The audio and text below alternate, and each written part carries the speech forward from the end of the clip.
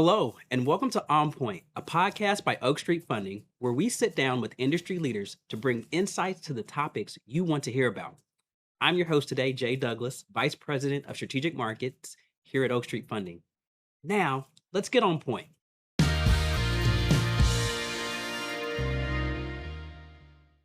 Today, I'm joined by Emily Blue, founder at Hue Partners. We are going to be discussing an exciting but challenging topic: the onboarding process after an acquisition. We'll touch on the misconceptions of onboarding, how to work with those who might be resistant to change, how to keep the momentum going afterwards, and much more. Emily, thank you so much for joining me today. Jay, thank you for having me. Looking forward to it. To start, let's discuss onboarding broadly. Are there different ways to onboard? If so, is one way more effective than another? Yeah, every firm has slightly different onboarding practices. There's no, wrong or right way per se to do it. But I will say there are some experiences that are far better than others for the acquired firm. The firm that approaches onboarding through the lens of kind of like stairs does it the very best. You know, trying to come at your new partners day one of their first day in partnership with every department reaching out to them with a flurry of requests and to-dos, that is not very helpful.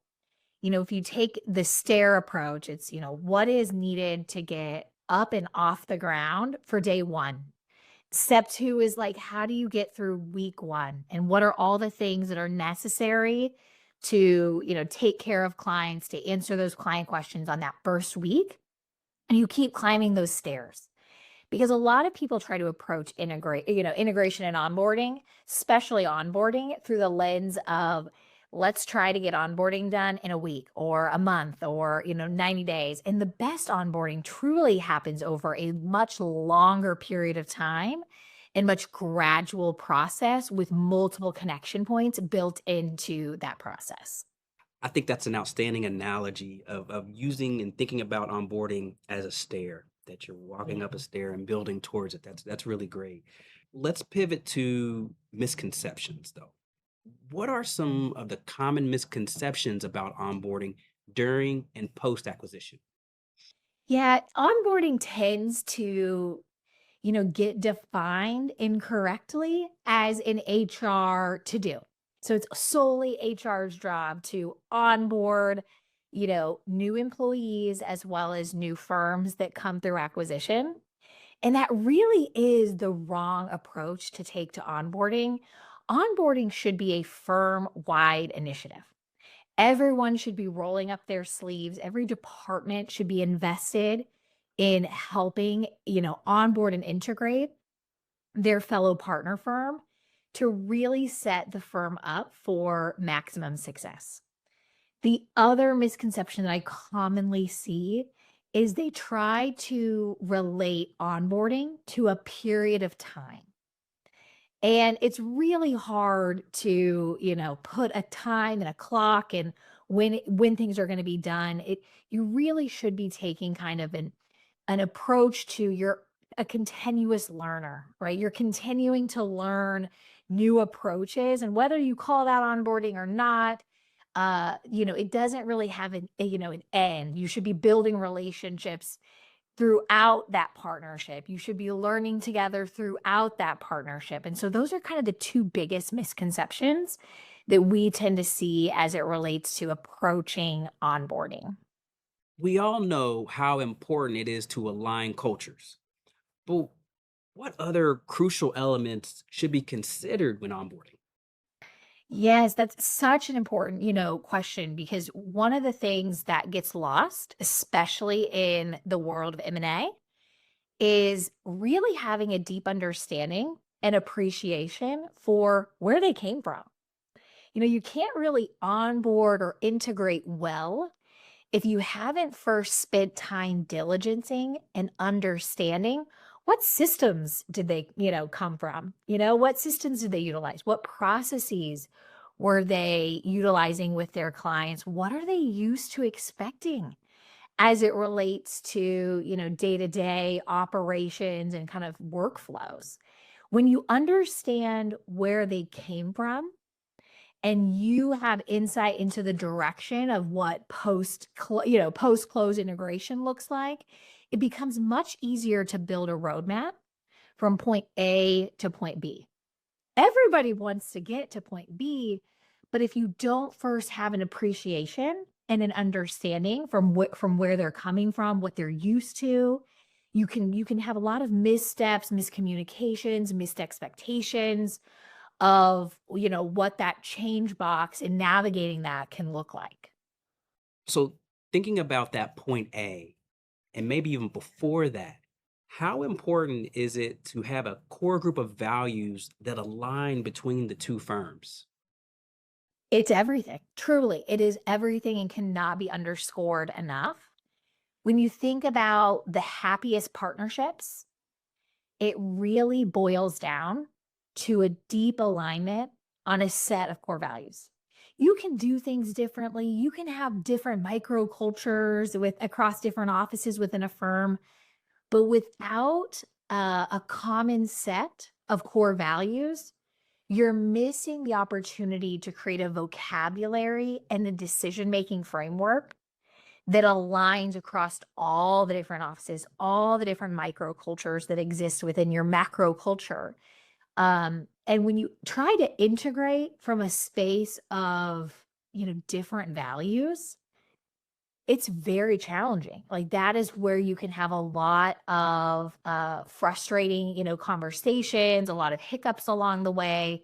When you can operate from a space of core values being aligned, it creates an understanding of why some of these decisions are being made, and it creates a vision that is aligned across all of your colleagues, and everybody can row in the same direction. So, switching now to the client facing side of things, how do you ease client transition and what's the best practice for communicating with clients through the onboarding process? Such an important, topic. And advisors are so used to being the go-to resource, right? When a client needs anything at all, they can pick up their phone and they can call the advisor and ask whatever questions on their mind. When you're going through an integration process, it's temporary, but that doesn't mean it's not overwhelming for an advisor because they're so used to knowing the answer, knowing how to do it, that not knowing is uncomfortable. And so what you can see in some advisors is there's this pullback in let's wait to communicate with the client until we have the answers and we feel really confident about the process and we know all, everything there is to know. That's a missed opportunity because your clients are actually expecting during the transition for you to over communicate. Your clients are expecting you to sit with them through the change, not just list off a bunch of to-dos that they need to go do, but actually sit with them and make sure they can get on the app. Make sure their login is working. Can they see that report that they should be seeing? That is what creates that moment of connection with your client. And it's totally okay for an advisor to have a question from a client where because they're in the integration window, they don't know, they wanna triple check with some department on the answer. Just say that. Just say, "That's a great question. Let me come back to you. I wanna ask my colleague who is a deep expert in XYZ, arena." And so that forces an advisor to get out of their comfort zone of, like, not knowing everything during the integration period, but dialing up communication when it's most needed is what eases the client through that transition. So, speaking of transition, we all know change doesn't come easy for everyone. What are some ways maybe to manage those who might be resistant to those needed changes? Yeah, change is hard. Even for people that are big fans of change, it is still challenging. And then you have employees that and colleagues that don't like change at all and just like doing it the way they've always done it. For those individuals, they have to see the vision. They have to see beyond integration and what life is like after the integration, and they have to see the value in why making this change is gonna be so additive to their office, to the broader firm's initiatives. And so being able to paint that vision is really imperative. And the other thing that I would say that really does help, individuals that don't like change is when a partner firm can say, listen, we are actually investing some of our team's resources and our expertise. They're going to roll up their sleeves and sit beside you as you work through this. So it doesn't feel like they're alone in the change box. That goes such a long ways. It builds relationships. They will never forget, that so and so, was really helpful during that really tricky kind of step of the integration process. Because when you're in it and you're working through integration, your day to day, you think it's going to be like that next week and the next month. You lose sight so quickly that integration and change is temporary and there's another side of change. So it's really important to help kind of pull them out of that change box so they can see beyond this temporary period of time. Thinking now and a little pivot here, how can technology and possibly AI help to facilitate that onboarding process? Oh, the role that technology has played in our industry is wild, right? So say 5 years ago, take 5 years ago, an acquisition that was made, if you were to estimate how long it would take to get through integration, the estimate would be about 2 to 3 years, sometimes more, to navigate all the changes that are required to fully integrate one firm into another. Today, because of technology and because of the investment that's been made in integration, we're seeing integrations being done in a fraction of the time. And that's so incredibly meaningful, especially in an industry that's centered around client relationships, because the quicker an office can get out of integration and back to servicing clients and being out in the community, they get back to doing what, they're passionate about and why they chose to partner in the first place. And so we are going to continue to see technology shorten that integration and that painful window of time more and more and make some of those more manual tasks more automated and save a lot of, frustration. Well, along the same topic of technology, are there any specific onboarding strategies for integrating those remote teams or branches? Yes, we have seen an actual fully remote team go through a full-blown integration. And one of the things that I just loved seeing about that integration process is that it's easy to think because the entire office is remote, everything has to be done over Zoom.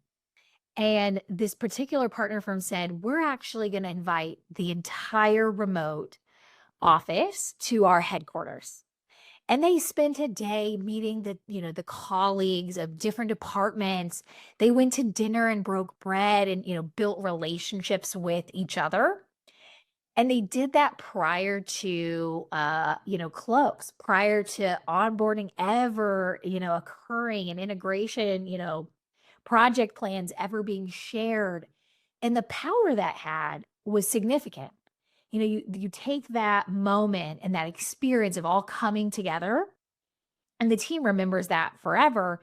But when they're working through integration and they're on those Zooms, they say, like, we had dinner, we sat by each other, and that's huge. And so just because a team is remote does not mean there's not an opportunity to create connection points outside of, the Zoom workflow. So if you can create a moment to bring people together in person, it goes a long ways when you're going through and kind of working through integration. So that's one of the best things that I've seen a firm do.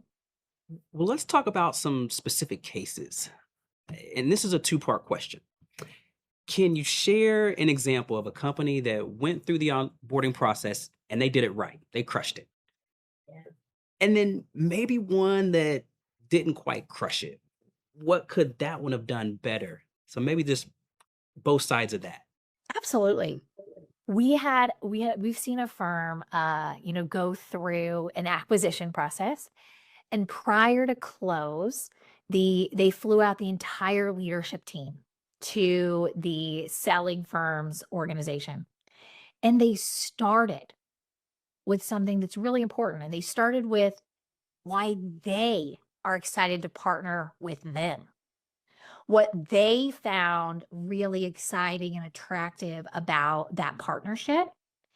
And then they started talking about the vision of what the collective groups can do together, why they're excited about the partnership. They took time to offer one on ones with different departmental leaders so that if somebody had an HR question, they didn't really feel like asking in a group setting. They could ask that. They had, just a lot of opportunity for connection. And what that connection did was it created an opportunity for relationships to be formed early and get them focused on the right things. Get them focused on life after integration, thinking about the niches they want to go into, the, markets they want to expand, into, some of the events they want to host together. They started dreaming about those things, which created significant amounts of energy. On the flip side of that, I've also seen, a partner firm, talk about and come in, post close to build relationships and try to make that connection, but do it from the lens of here is what we can do. Here's all of our best practices. Here's, how we do things is great. Here's our great technology that you're going to be coming into. And they didn't appreciate, where this firm came from, what they did well, why they were attracted. And so they started, 10 steps behind on relationship building and focused on, all of the change that was going to be kind of forced down, through the integration period. And so that slight subtlety sets both of those firms on completely different trajectories from a relationship building, from a growth perspective, from an eagerness to integrate. And so that is like one of the best, comparisons of like what to do well and like what not to do. Well, Emily, it's really been some great insights that you've shared. We've unfortunately come to the end, so just really two more final questions before we wrap up here. How can firms keep the momentum going after an initial onboarding? And you've kind of touched on this, but how does the process ever truly end of onboarding? Yeah, it's very similar to the question of like, how do you keep culture intact while growing, and it's through that lens of, onboarding never ends, right? Like connecting with your colleagues across the country never ends. And so how to keep that momentum is to continue to find ways to create connection points amongst other advisors, other individuals within the departments, cross-departmental connection points. Maybe it's an annual event that you extend the invite a little bit broader one year to like really bring everybody together, really focusing that momentum around connection and storytelling and the sharing of best practices is what will continue to fuel that momentum and carry you forward. Emily, thank you so much again for being here Thank and you. spending this time with us. I picked up on some great insights and I'm confident our listeners did as well. Yes, well, thank you for having me. And thank you all for listening to On Point, a podcast by Oak Street Funding. I'm Jay Douglas. Tune in next time when we continue to sit down with more industry leaders wherever you listen to podcasts as we get on point. Before you go, though, don't forget to rate and review on Spotify, like and subscribe on YouTube, and follow us on Instagram for more insights and behind the scenes content. You can find us at onpoint.with.osf. See you next time.